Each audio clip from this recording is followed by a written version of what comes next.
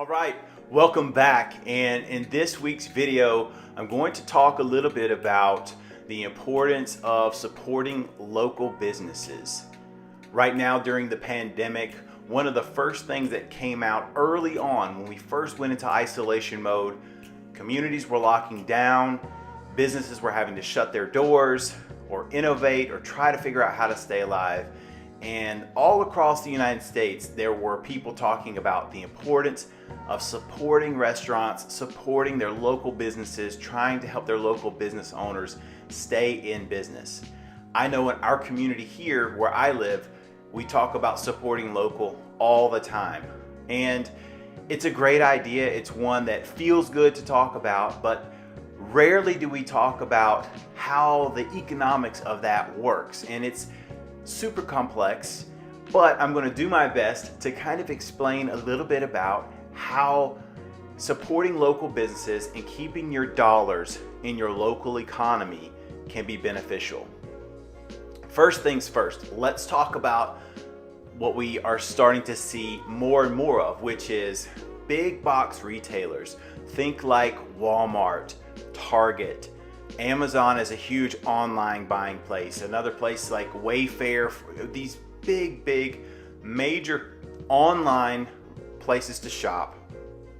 Your big box retailers, they come into a community, and I'm guilty. I will go there because it's easy, because it's convenient, because I know what to expect. I'm looking for an item. I don't want to be hassled. Home Depot, Lowe's, when I want to do home improvements. It's simple. We're just trained to do that. But I want consumers to start thinking more constructively about how we use our dollars and how our dollars can have economic impact. When we spend our money at a Walmart, for example, or we spend our money at an Amazon, for example, those dollars tend to leave the community.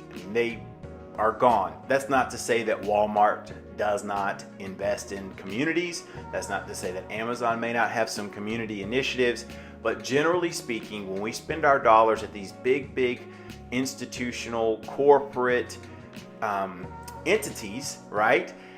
They don't have the same vested interest in our local community's success as we do, where we live, where our kids go to school, where our friends and neighbors go to work and live also. So I want us to think about communities and how the local economic ecosystem works. And to do that, I'm going to walk through what I hope is just a very down-to-earth, easy to understand example. Okay, so first off, I'm going to give a shout out to one of my favorite local businesses. It's my friends. If you could see this hat, Grit Barbershop. They're up in the Charlotte, North Carolina area, and they're locally owned business. Eric and Sunny's a husband and wife team, and I go out of my way to go up there because I enjoy the atmosphere. They have become friends of mine, and I want to support them. And I love the way that Eric cuts hair, and it's just a great experience for me.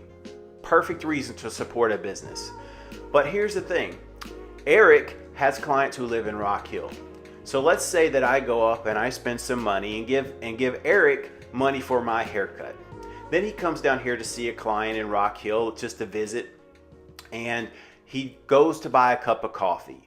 Well, if he calls me and he says, hey, where are some places that I can go? Of course, we all know that there's Starbucks, right? But I'm going to say, there's two places that I really love. I love Forte Legato off of Anderson Road, and I love Knowledge Perk. Both of those coffee shops are locally owned, and they have a fantastic product. And if you've ever met Ryan or if you've ever met Nick, both of those guys are super passionate about roasting coffee beans. I mean, they are passionate. So of course, I'm going to refer him, say, hey, go check out one of these places. It's a local place. It's great.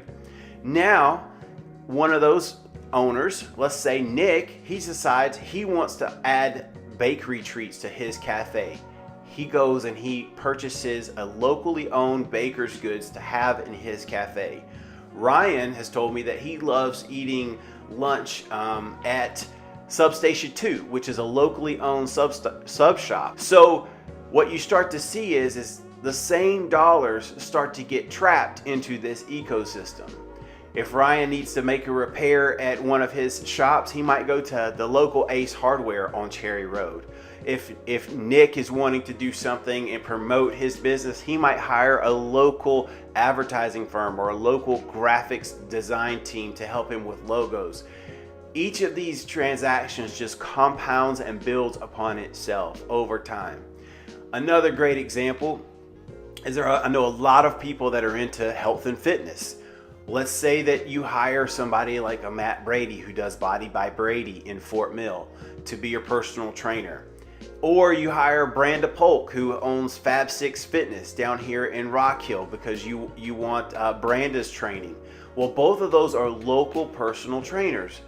They may refer you out and say, hey, we need you to get your diet right. Well, there's Clean Eats in Clean Eats in Fort Mill, which is also owned by Matt Brady. Branda may refer you to a local dietitian that can help you with your diet and scheduling.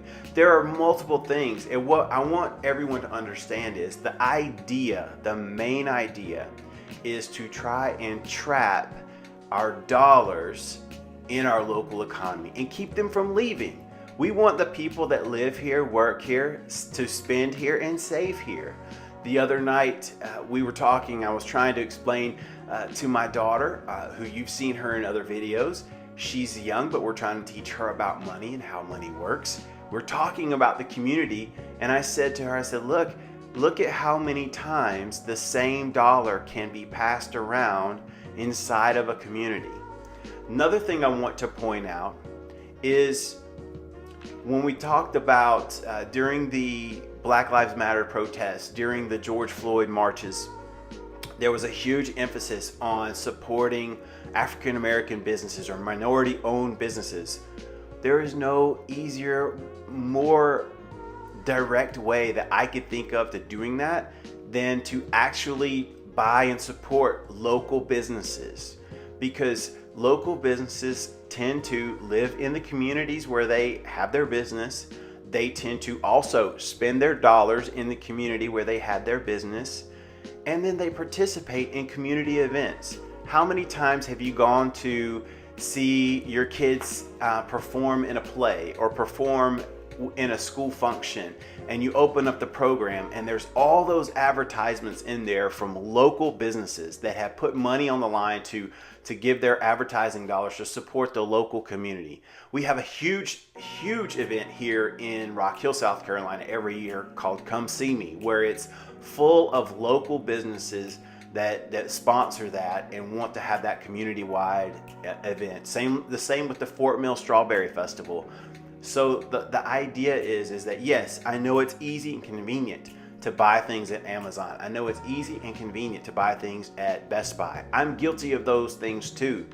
But I want you to be more mindful about how you spend your dollars and where we spend our dollars, because if we can look to building and growing our local economy, that helps all of us in more ways than one. You want a good school system, you want to have a good, strong local economy.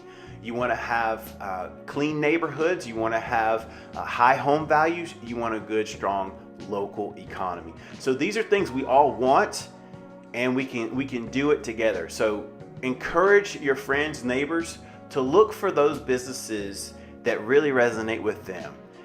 Find those local business owners that you connect with, that know you by name, and support them.